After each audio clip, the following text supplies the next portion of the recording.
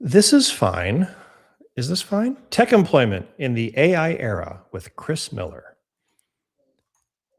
Hey, everybody. Welcome to the show. Welcome to V Brown Bag. Chris Miller, AWS machine learning hero, AI and machine learning, or is it still It's just machine AI learning? now. We've Yeah, been upgraded to AI. they've added you to the Borg. Chris Miller, welcome to the show. Hey, everybody. Welcome to V Brown Bag. We are here tonight to talk about we're going to get real. We're going to talk about the things that are currently happening in the world. And we're also going to try to come up with some mitigating strategies to help folks navigate this system as it currently exists. But first, before we get started, Shala, good evening. How are you today? Tired. One word. It's a great way to start the show. I mean, especially for this show, that is a good call. Is that like body tired or soul tired? Both. Oh, I feel that. This is fine. Yeah. Are you also monosyllabic tonight? Tired. Both. That's how tired I am. I have no words. Damien, what about you, buddy? You know, I'm right there with her. I'm tired, but like I'm tired in the I'm tired boss kind of way, you know, like from the Green Mile. Like that's how I am. Wow. I'm tired of living in precedented times. But I'm here with some rum in my cup and icy hot on my back because I'm 48 and I hurt my back by existing. So let's do it. Did you sneeze? Did you wake up funny? Wait, did you say 48, sir? Yeah, 48. So I was doing some Ethernet work in the house, and I was like, why get a punch down tool? I can just get these guys, 3 of them for $6. Well, the reason why is because you're sitting there pushing into your hand as you're terminating keystone jacks, and then one side of your body is like, we give up because we suck. So that's why. Wow. Okay. And thank you, Shala. I appreciate that. I know I'm not that good with my lotion routine, so If you have some recommendations for us, Shala, we would definitely take you up on that. Yeah. Sunscreen and water, like not even kidding. I am the white version of Ashy Larry from the Chappelle Show. You remember that? We'd like blow on his hands, rolling dice, and like there'd be like chalk dust. Wow. Like you went there.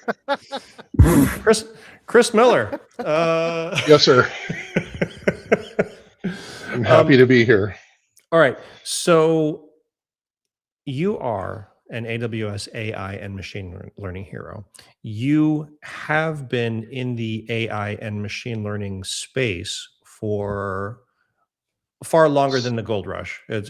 So that happened, but you've been here since the before times, correct? You mean in 2019 where we had the old-fashioned AI? Yes, exactly. Back before ChatGPT became this maddening race to the bottom. So one of the things that I was very spicy in my little posts, and I was saying things like, I wasn't saying the sky is falling, but things are fraught right now. Things are a little. People are scared. I'll be honest. People are worried. People are scared. Folks aren't sure if, university students are sitting in CS classes wondering, is this something that I should be even squandering my money on or not? Early stage career technical people are wondering if they're going to be AI'd out of a job. Late stage tech people are wondering, are they going to be AI'd out of a job? The layoffs that have been happening recently in the large CSPs largely affected, folks that had been there for 7, 8, 9, 10 plus years, hollowing out a big layer of expertise there. In my opinion, ill-advised. We'll see where that goes and what happens with that. But a couple of the things that I wanted to get into tonight is, what's your read on it? How do you feel like things are going? Because you've been in the space since before AI. Well, hold on. Let me take a step back before we really get into the nitty gritty. Chris Miller, hi. Who are you, and why should people listen to you when we talk about things about AI? Well, um, when you put it like that, well, so I actually just transitioned into the AI industry. I got myself a tech job. 20 years prior to that, I was running my own consultancy where I did some AI stuff for customers, but mostly it was internal R&D, just experimenting, you know, trying to figure out how this stuff works. In fact, I had a intern turned employee several years ago who went to UC Santa Cruz, and he was, I was asking him about AI, and man, I thought I'm not a math guy. This stuff just makes my brain hurt. Like, I know that at some point this is going to become important. I want to learn about it, but it didn't seem approachable, right? Mhm. So anyway, long story short, yeah, I did a tech job back in the .com, and then looked for a job. I was having trouble finding one, so I decided to make my own job, and I did that for 20 years. And now I'm a staff software engineer at a company called Mercado. They have a automation platform for connecting to different SaaS apps and doing automations and stuff. And yeah, it's very relevant in AI. Like, automation has become relevant in AI with agents and stuff like that. So um, and I have like a really weird background on how I got here. So I feel fortunate to have a job right now, and I get to play with AI every day. So I'm certainly a benefactor from it, but I think I have some observations on all of this. You I will do. say, this is not the weirdest tech backstory that we've heard. Oh, no, I meant my before tech backstory. Yeah, well, yeah, but like even like your tech origin story wasn't the weirdest path that I've heard. The weirdest path that I heard was our friend Whitney, who was a waitress and knew nothing about technology and just jumped in with both feet and like, yeah, and she was well into her career at that point. So, you know, it's not the strangest one, but it is atypical, I would say. Yeah. Whitney's got a good story, Yeah, she does. but Mr. Miller is also kind of doing himself a little bit of a disservice here. He is, amongst other things, brilliant. He's been an AWS hero for as long as I have, maybe a little bit longer. When did you go? Just over 4 years now, I think. Okay, so a little bit less long than me, but in the time that you've been there, we've been in product conversation. So you started one of the first deep racer leagues on the West Coast. So you were doing reinforcement learning well before it was like a thing. Um, what's this thing? The poopinator? I mean, you've done a lot of weird shit in the space that is it makes you stand out. So that's kind of one of the things that I want to get into. But well, actually, normally we have like a presentation or something like that. But I didn't even ask you if you had a slide deck. I'm assuming that this is going to be a conversation. But if you actually if you like actually worked on a slide deck, I don't want to Nah. do you a disservice. I think the conversation, like, we have lots of interesting things to talk about, probably more we than an hour's worth. So, we do. Okay. yeah. So where do you want to start? Well, so since you touched base on the deep racer stuff, Mhm. the story is that remember, I was having trouble wrapping my head around AI, so I went to an AWS summit in Santa Clara in 2019, and AI was a topic there, and so I went to all these presentations, and I just want to know how it worked, and all I would see is these slides with, yeah, we're using SageMaker. I don't know what that is. How does it work? I just was not getting it, right? At the end of the day, there was a workshop on Deep Racer. I'd never heard about it, and I went in and did the workshop, and I had the presence of mind to train two models, one that was all defaults, and then I was able to train a second model, and it started driving really well. And then I found out there was a racetrack on the show floor. So I took a thumb drive out there and I put my model in a car. And in the last hour of the day, I took the first place spot and ended up with a guy with a racing jacket with a microphone, a sports announcer guy, and a camera in my face going, you know, how did that make you feel to win this thing? And I'm like, I don't even know what's happening here. You know, like, you know, and I just had to like put on some TV personality, just pull it out of thin air. And that was what set me off on the machine learning journey. And so I want a trip to reinvent and, you know, yeah, that was super cool, right? So fast forward, you know, now we're into COVID. Um, the city of San Jose had a request for proposal for doing a trial on optimizing their street traffic, like the throughput, you know, traffic jams, we all sit in them, right? And I Mhm. had been noodling on this idea separately. And I thought, hey, you know, I learned about computer vision with deep racer and reinforcement learning. I wonder if I can combine the two in some way and solve this problem.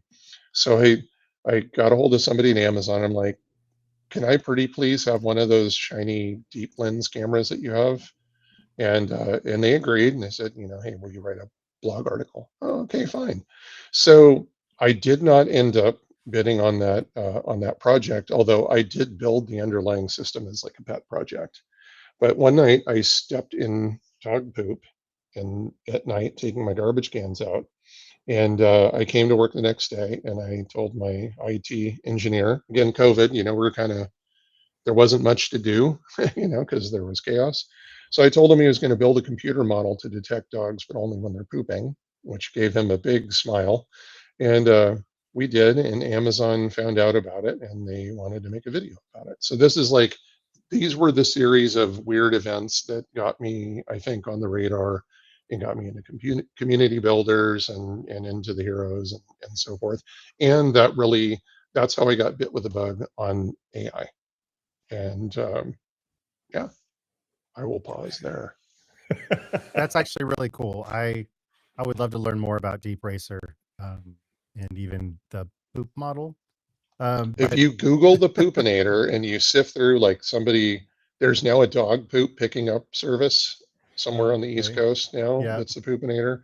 So there's a song called the poopinator, but there's a video that has like 500,000 views that Amazon put up. I'm like, this is what it took to get Amazon's attention was using their technology to punish pooping dogs.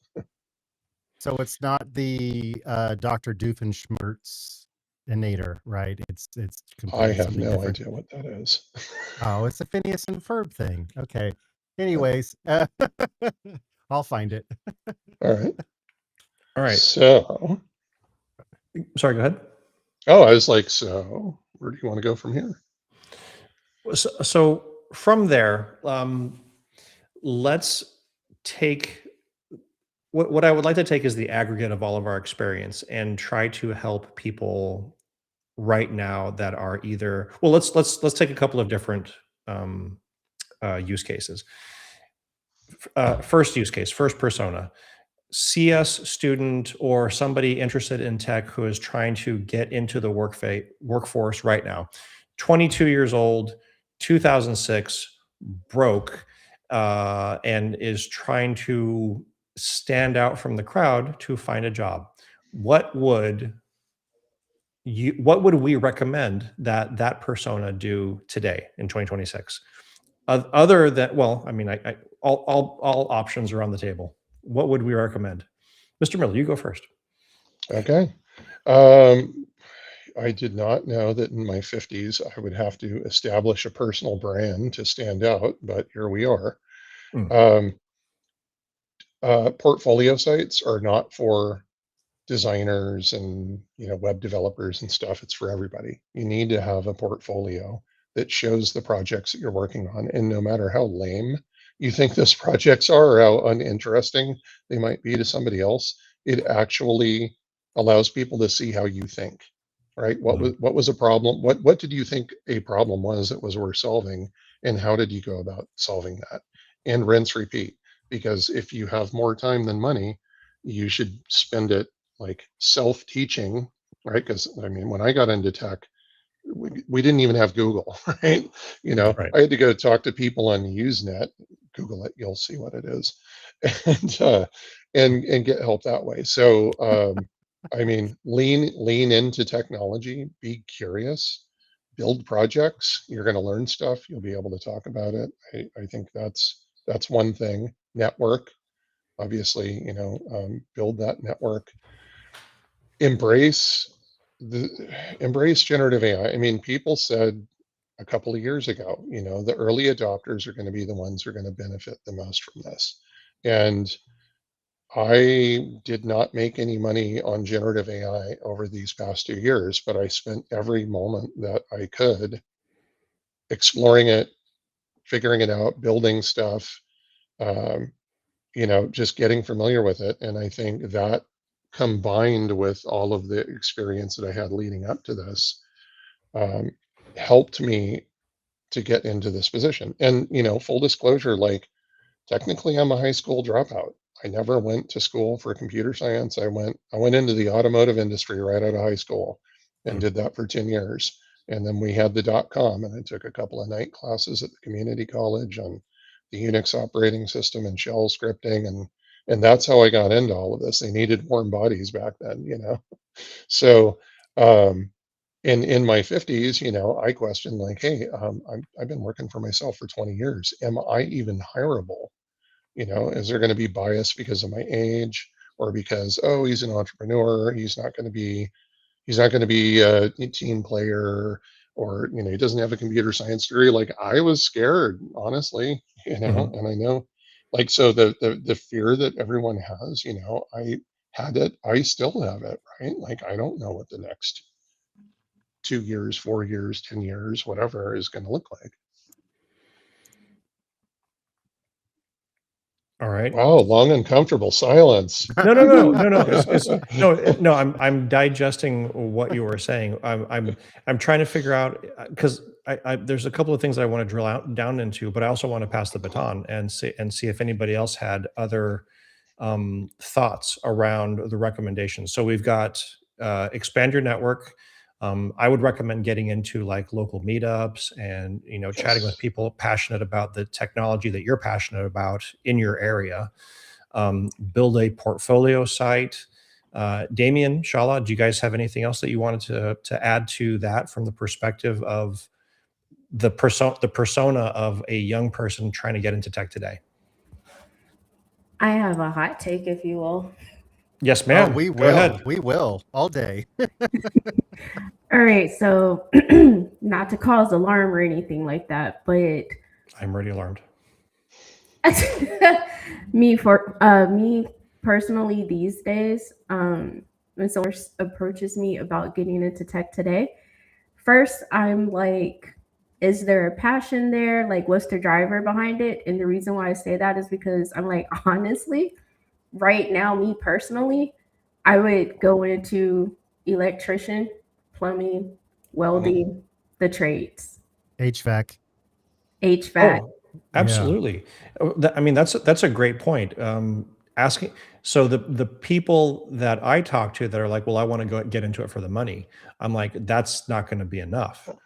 I'm like, if you want to get paid for, if you're completely ambivalent about the profession and you just want to get paid, getting into construction or getting into some form of like master electrician, master plumber, a blue collar job that actually pays really, really well is you'll get there faster doing that than spending years studying on a language that you might not even use once you get into like an actual profession. Um, Excellent. That's an excellent point, Shala. Damien, anything that you wanted to add into that? So this is a topic that's really kind of close to me. So I've got two of my sons are in the tech space, right? My 17-year-old is about ready to graduate high school. He wants to go into cybersecurity. He has a passion for it, which I think is it's always important to have a passion, right? Like don't just do something for the money. For example, my youngest son, my 15-year-old wants to be a radiologist because they make a lot of money, and I'm like, bro, that's not Mm, why you choose. It always helps if your passion does make you a lot of money. That's wonderful. That's not always what happens, but like don't don't don't choose that for that reason only, right? mhm, Um mhm. my 19-year-old, I was talking to him last night. He is finishing up his associates in cybersecurity, doesn't really care about it. Said that he actually really likes the idea of tech writing more, right? And I'm like, sorry, buddy, that's not a career path anymore. Like, I understand that you enjoy writing and kind of writing out those instructions, but like, that's not a path for you, right? So, um, I agree with everything that you said, Chris, right? Like, embrace it, networking. Like, don't even bother doing the cold applications. Don't bother. Like, if you see a Yeah. LinkedIn job that says 150,000 people have applied, just move forward. You just go somewhere else, right? Like, networking is going to be the only way forward. And that the portfolio page, I think, might be the stickiest one, especially if you're working in a field or want to enter into a field in which there isn't something to visually show, right? Mhm. So what would you suggest there, Chris Miller? It's your opportunity to show yourself as a software engineer, or honestly, the way that the coding is going. I think those of us that remain in the field are software architects, right? It's about knowing how to build the thing correctly, not about doing the code, right? AI is going to do the code for you. I mean, it's just where we're at. Those projects should show your thought process. It's like I'm participating in job interviews now, right? And so like running people through system design and I've never taken a leak code test, right? But I mean, there's still some amount of like showing coding skills and that kind of stuff. I think showing innovation, showing fresh perspective, it's not,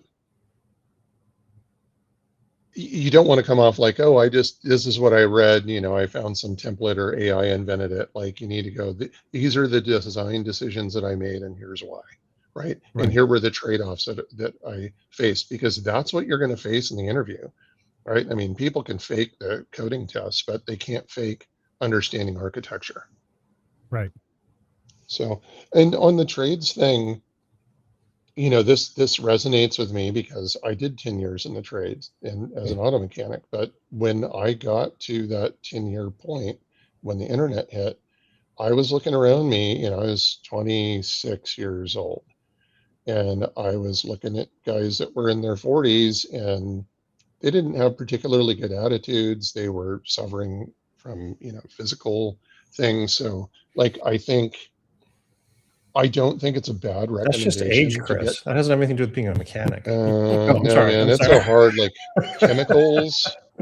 Dude, I used to wash my hands with brake cleaner. I just like spray it on my hands because, we sort of didn't know any better, That's healthy. So I think like, absolutely, like, especially like if you're not passionate about tech, like, don't do it, right? But if trade is the alternative for right now in this uncertain time, like, have a plan B that you're working on simultaneously, right? Because you can maybe go get a job in, whatever it is, plumbing or construction or whatever. If the robots come for that job, or you decide, hey, this was fun, I was able to support myself and my family and whatever, but now I know that I want to go do this, like, have a plan B in your back pocket. So to that point, well, I've got a couple of different questions here, but I think I'm going to lump them in together. And you might be biased on this, Chris, but I'm going to ask: is a CS degree worth it? And also, counterpoint to that, what is the minimum viable skill set that somebody needs to get hired into an AI ML role, or AI ML adjacent role, like nowadays? Yeah, that's a tough one, right? Because the truth is I don't know on the degree part, and maybe, I mean, it's certainly good knowledge to understand, right? But when you take a CS course, are you really learning architecture, or are you learning to code? Right? I You're feel just, like there's, That you're would learning be my question. I'm not sure what it looks like today, but like during my time, no. I learned how to normalize databases, and I almost was like, tech's not for me. But I don't know if that's improved today what the curriculum looks like. Well, when I was like running internships and bringing kids in from our local four-year college, they still had a class in compilers. I'm like, who's going to do that? Like, how is that valuable? You know? Right. Yeah. So I think like curriculum needs to be updated, and that's tough because those institutions move very slowly historically, right? And yeah, no, understanding data structures and all of this kind of stuff is important, but you know, like I'm making more architectural decisions that are very important what the outcome is today. You know, so yeah, I think that it has to evolve, right? I don't know that I'll say like don't go to college, right? You know, do as I say, not as I did. um, you know, but and you had a part two to that question. Can you repeat that? Yeah. So the part two is minimum viable skill set. Like if somebody is in tech, or somebody wants to get into tech and they want to get into like the AI ML space, minimum viable. What are we looking at from a skills perspective? Critical Excluding thinking, excluding a CS degree.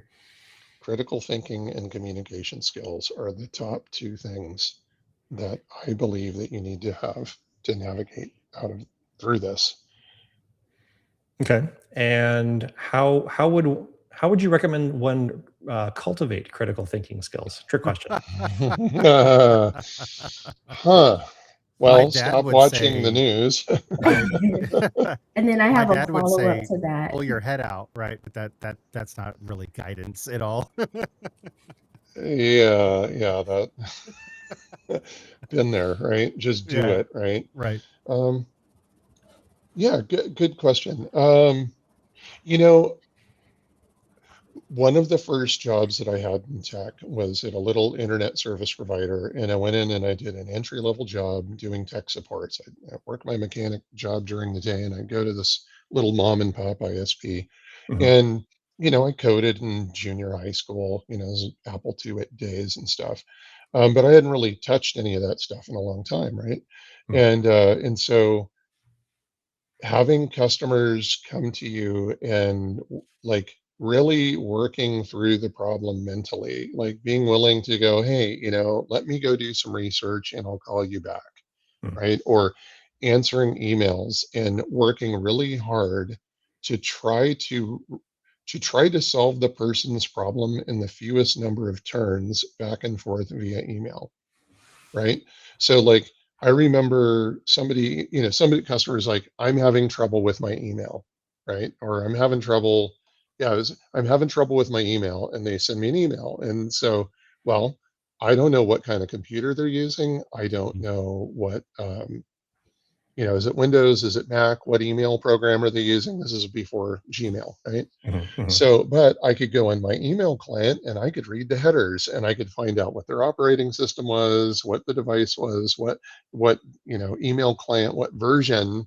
And that was like a path to go, oh, I see you're running, you know, Microsoft Outlook on whatever, right? So really thinking hard about how can I like impute what the customer's problems might be and kind of work through that process of elimination, and then go back armed with that, and having to write, not AI, you know, having to mhm. write out, you know, your thought process in a way that maybe a less technical person can work with you through the process to find a resolution of the problem. So Mm. I mean, so I guess yeah, doing tech support for your friends like is a good way to do critical thinking, right?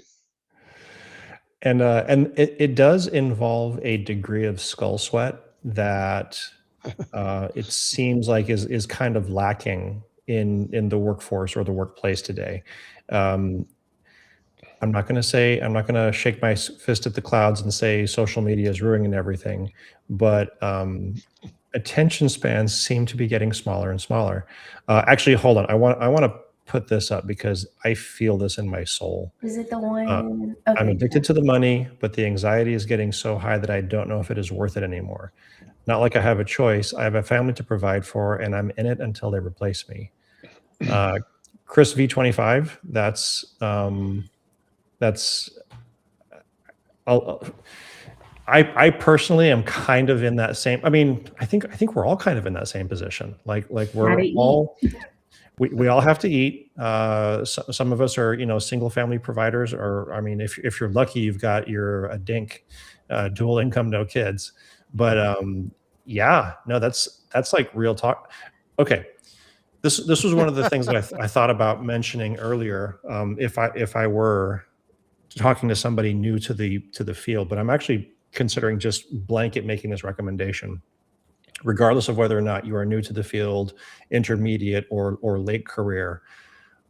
I wouldn't go work for a large tech company nowadays. I would not work for a CSP. I wouldn't work for AWS and I understand that I'm being a hypocrite about this because I currently do. But if I Oh, had yeah, to no start over kidding. again right now, I would go work for a mom and pop shop, something, less than 50 employees, some place that had a little bit of civic responsibility to their local community, that wasn't trying to just be completely consumed with making sure that the price point of the stock went up and to the right, to the exclusion of the employees or the people that actually had the brains inside the company, Or the um, product. or the thank you, or the product. So that would be one recommendation I would make right now. Don't There's work. other reasons. There's other reasons for that, though.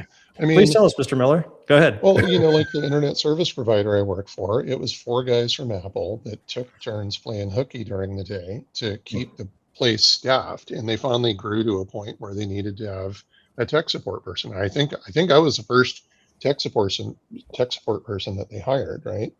And I got to go to each one of those guys. And I'm like, well, how does this work? But why? But why? But why? But why? And Yeah. I like really annoyed the shit out of these guys, but I was able to learn from them.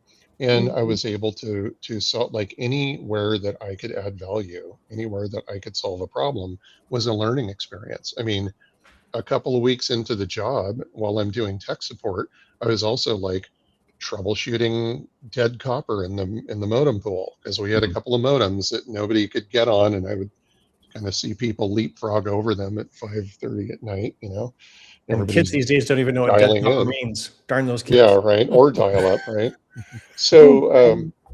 so like if you work for a small company, you will wear more hats, right? If you work for a big company, you will be expected to be good at a particular thing, typically, like Silence. large companies, because that's the way that they scale, right? It's Mhm. like a bee colony. Everybody has this job that they're good at doing, and I'm sure there are exceptions to that, right?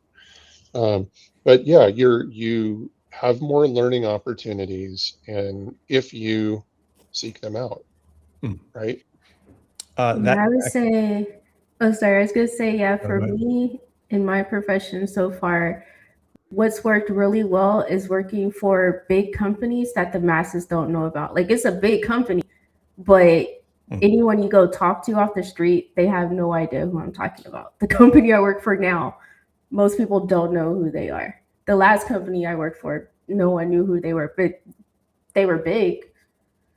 Mhm. And it's exactly that. In those jobs for those companies, I end up not just being employee number 1,000, whatever. Like, they know my name, I know the president, VPs, all that kind of stuff, and I just get to wear like a ton of different hats.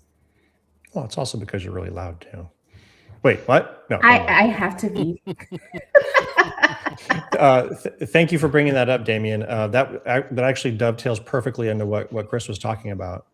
Question: Do you think this is from Ashley Lyon? Do you think that there is a bigger expectation set, or needs to be set, for experienced developers to be mentors, or will AI take away that too?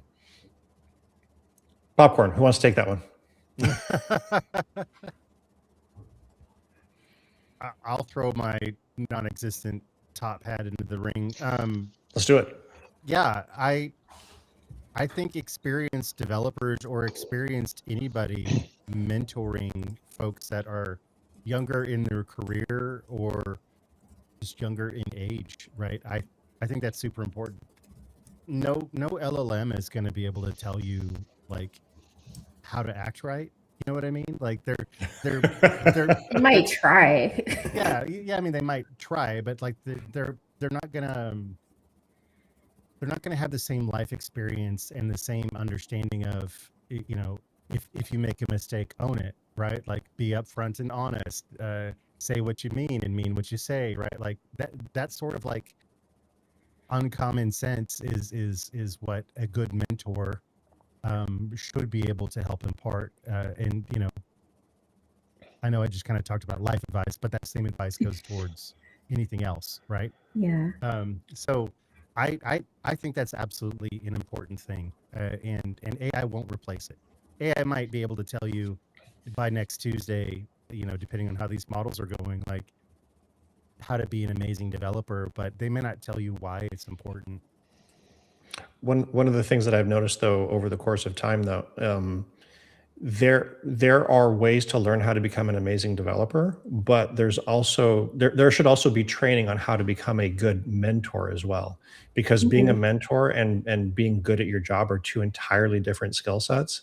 Mm-hmm. And the best, so I've had really good mentors in my life that didn't even actually know that they were good mentors. I just was able to extract information from them because I'm a relentlessly inquisitive human.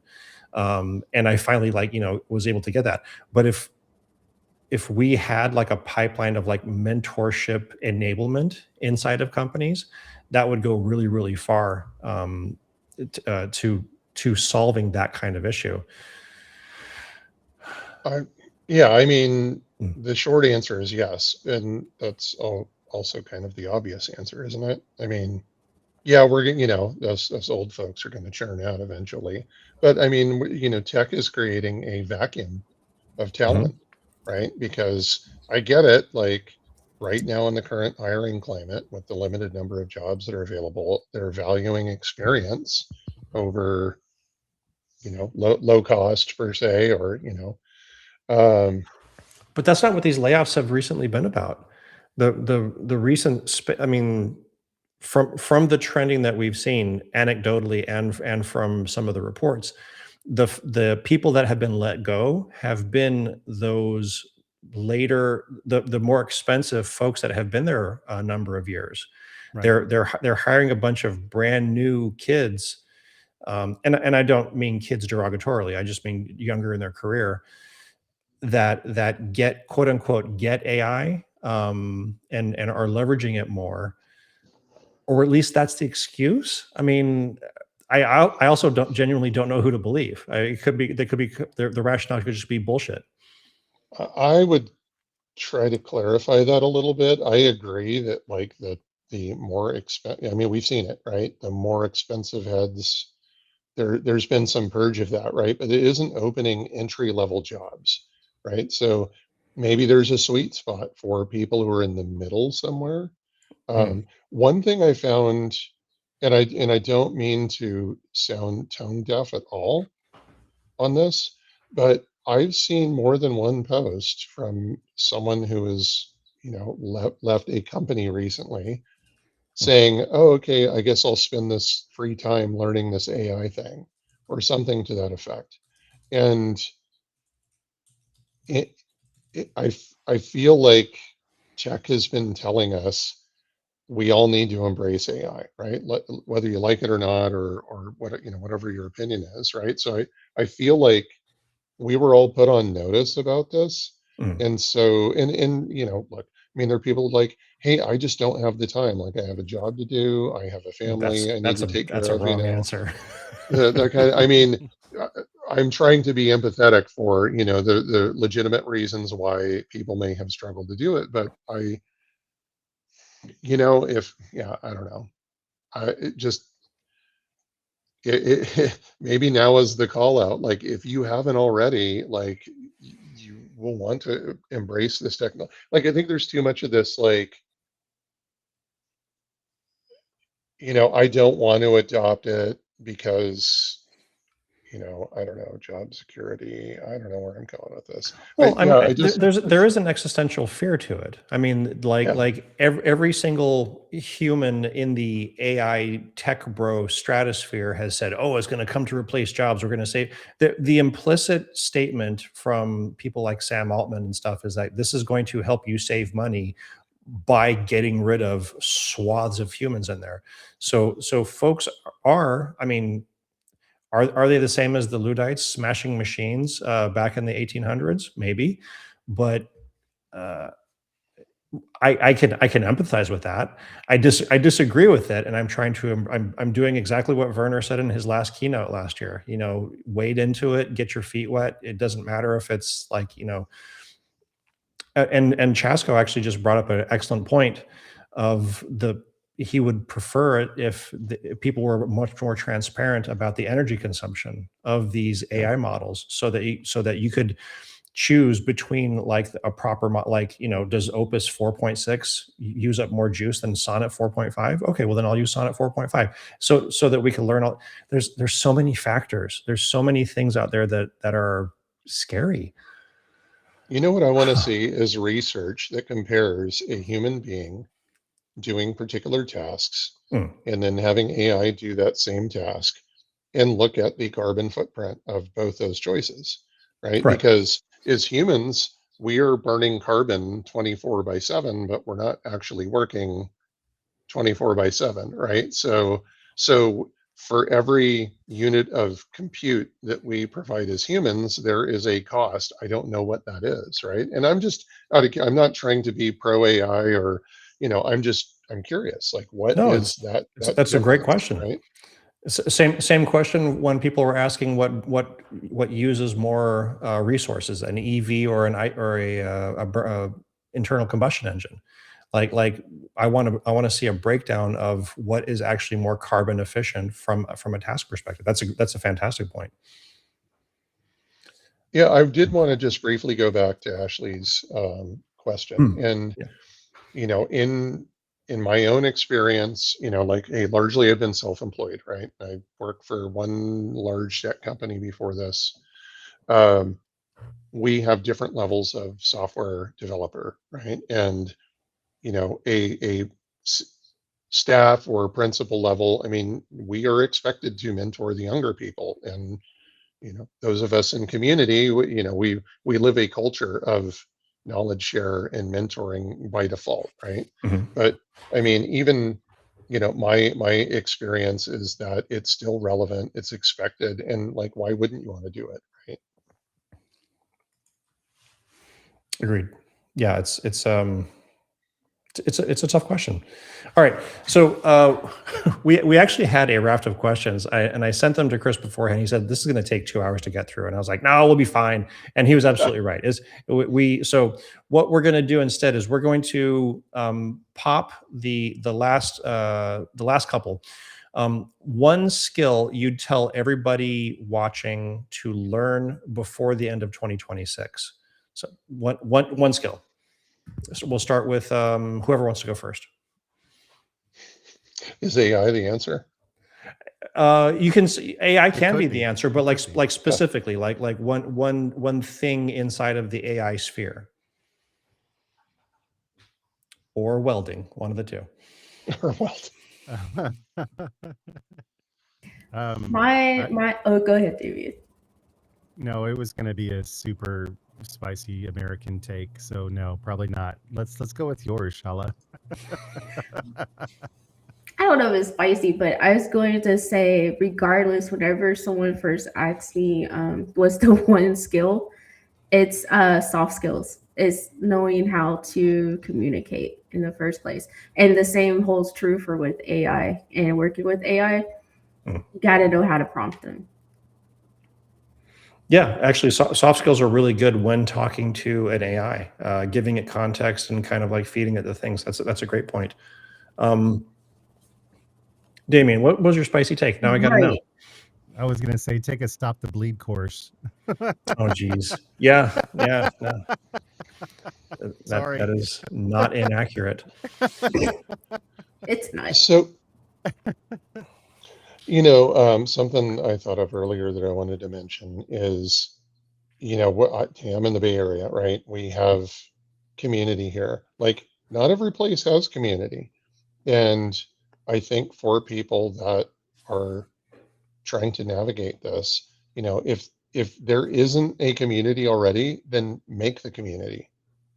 right? Because you're not alone. I don't care where you live. You're not the only person who is interested in, a particular facet of this. So, Yeah. create community, go find like-minded people. You will learn together. You'll be stronger together.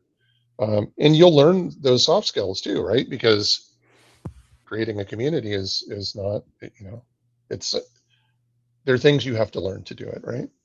Right. Mm, agreed.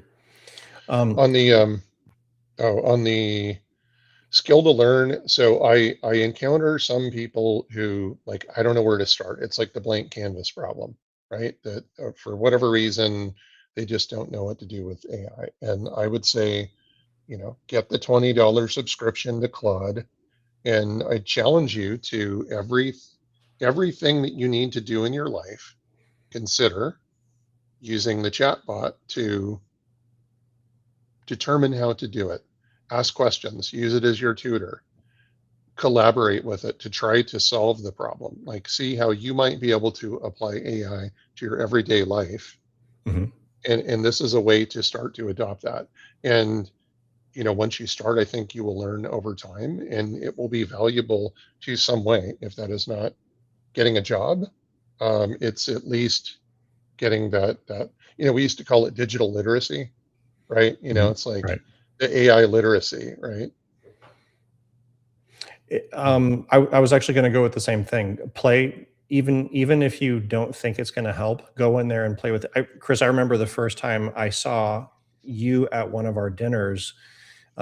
You were using chat. It was the first time I had seen somebody just playing with it on their phone, and you were using it to have Chat GPT make songs in the tune of like whatever song, like My Sharona or whatever, but making it relevant and salient to the people at the table. And it was pants, and you were just you were just playing with it like day in, day out, all the time. And that kind of familiarity doesn't breed contempt. You actually start learning how to effectively use it. I mean, we all got good at how to prompt Google.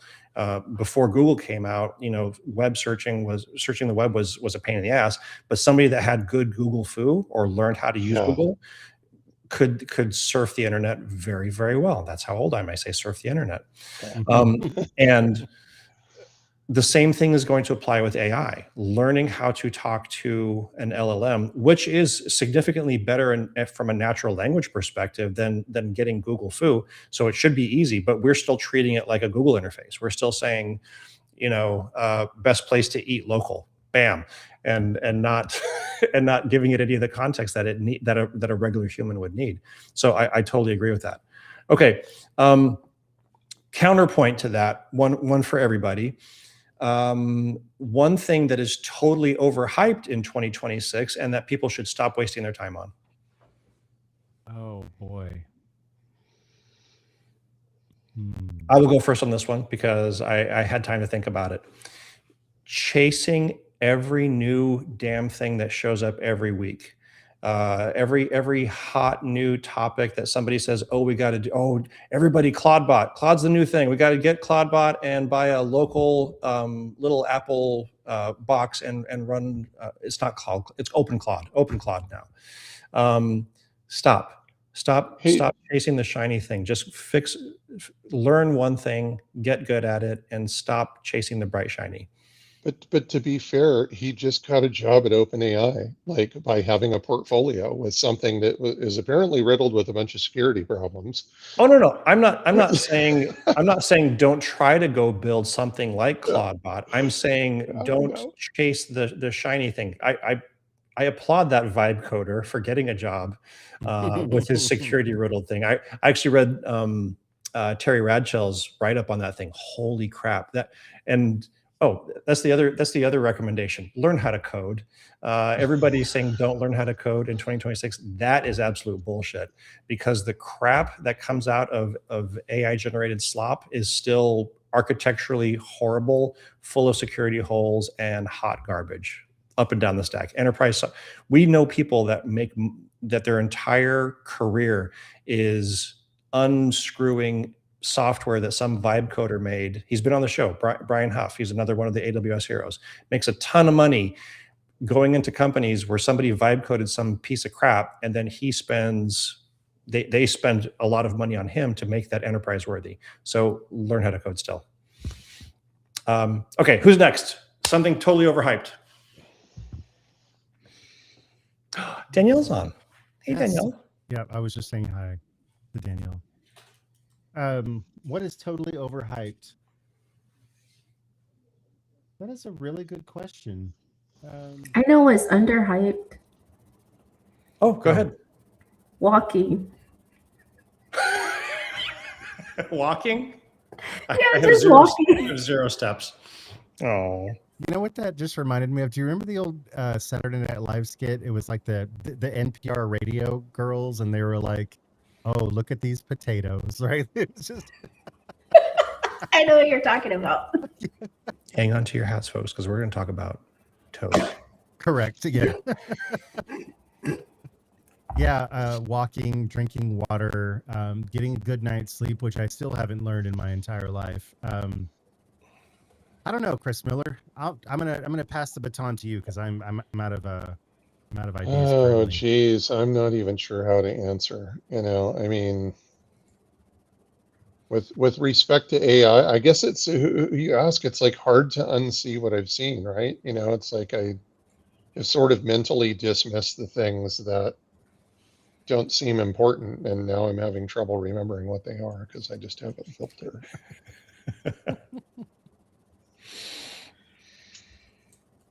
I'm really trying to Oh, I think know what's overhyped.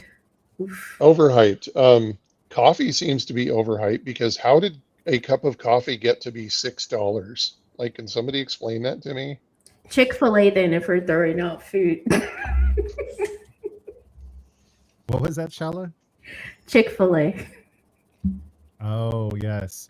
So are we blaming them? Because I'm on board with that. I blamed them for my addiction I had that I had to get over. It was all about the sauce. Got it. Yeah, I was afraid you were just going to say coffee in general. Yes, retail coffee is silly. It's so expensive. Letting your brain rot. It's not cool. Wow, that's like, where's the skillet with the eggs in it on TV, right? Yeah. This is your brain. This is your brain on AI. Yeah. Any questions? Love it. All right, what else we got? Okay. One thing I can also think of, sorry, for overhyped is I think we're seeing over and over AI is going to take your job. Sure, there's some things, right? But I don't know. I feel like at this point, people are just saying it just to say it. Well, there are people whose companies and jobs are dependent upon creating fear, creating a little bit of uncertainty, making sure that the sweet flow of money keeps coming in. So invariably, whenever somebody makes like one of those sky is falling comments, AI is going to get rid of our jobs, or AI is going to save our jobs, or AI is going to cure. I always try to figure out, okay, what's their angle? If they work for Anthropic or OpenAI, then clearly they have a vested interest in making sure that the fear and uncertainty is still out there. And I mean, a lot of CEOs have bought into that. A lot of CEOs are going, oh, let's just get rid of. I'll just pull something out of the air that has not happened. We'll get rid of half of our HR department and use an AI bot to start answering people's questions, or something Okay, like but that. at what point does tech just cannibalize itself, right? Because if we take all the jobs, then there's no money to buy the services, right? There's nobody to buy the stuff on Amazon. There's nobody to buy the subscription to Google or whatever, right? I mean, at some point there has to something has to happen, right? Look, long-term thinking has not been a strong suit of American I know it's capitalism overhyped, isn't it? Right? for a good couple hundred years at this point. So, Just saying. shit. So Have we solved anything on this talk? So I have finally thought of my overhyped. All right, lay it on us. And I'm I would like to channel our guest Marion last week, who did an amazing job of walking a tightrope between politics and technology and just everything, and being extraordinarily diplomatic. She was My really good at over- that, wasn't she? She was amazing. My overhyped is getting offended at every single goddamn thing. Let's stop doing that. The end. You're not wrong. You're not wrong. Nope. Okay, that's all.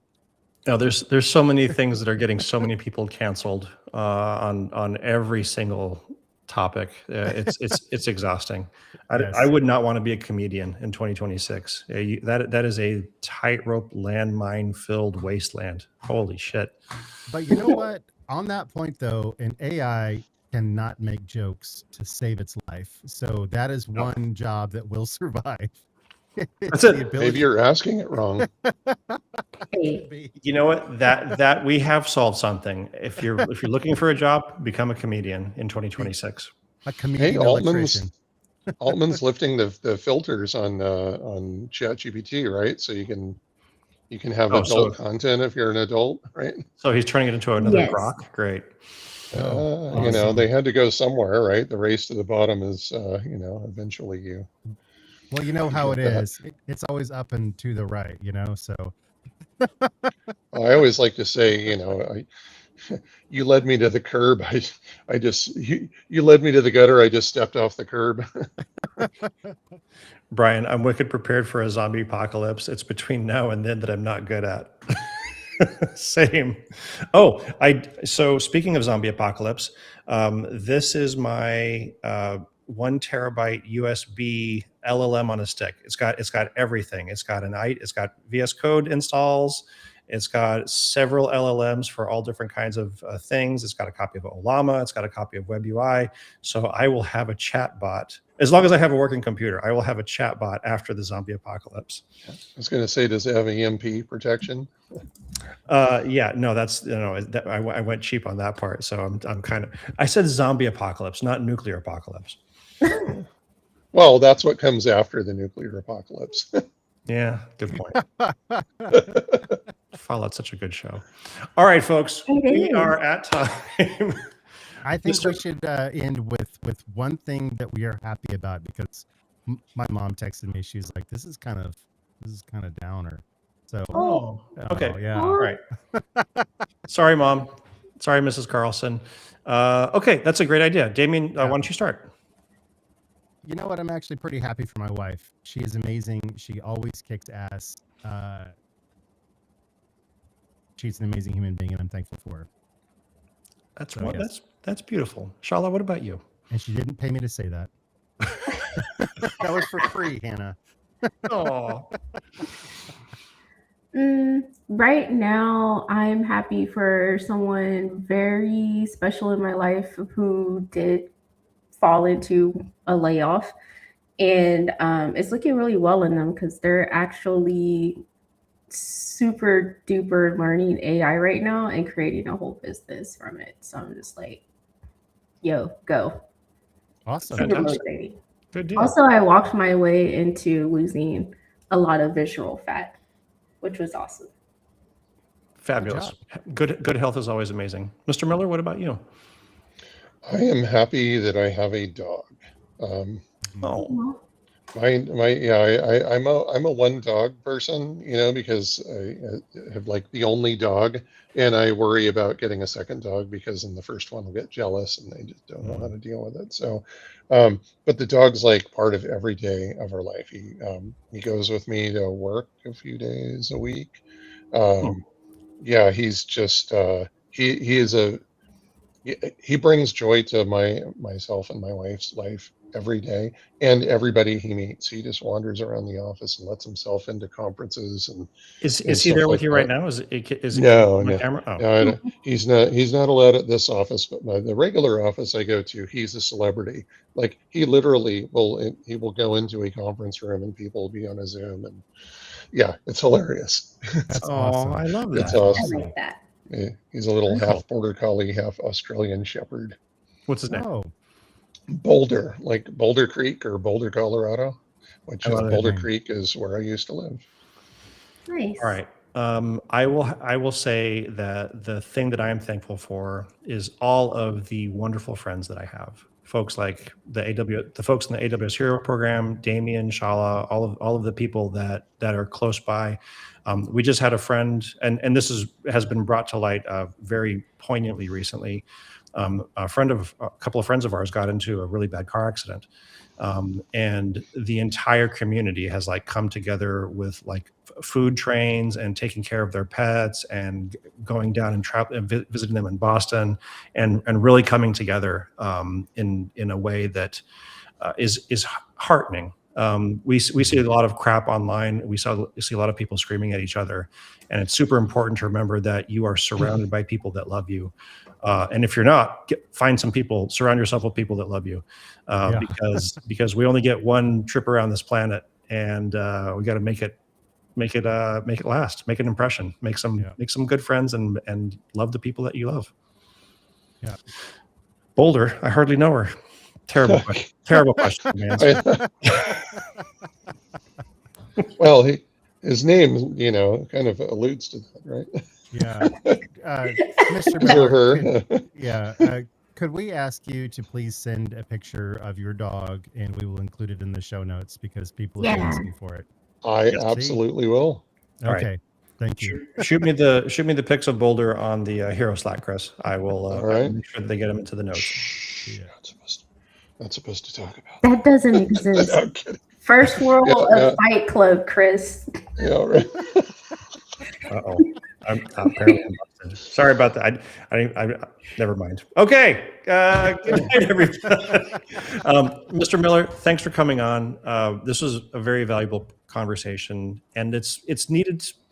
We need to have these conversations a lot more. The only way that we're going to fix these problems is by everybody getting together and figuring out how we can address these things together. So I appreciate you. Thank you for having me. This has been a blast, and I hope we talked about things that are truly helpful to people to navigate this crazy time. We're getting a bunch of thanks in the chat channel, so I hope we help somebody. All right, everybody, have a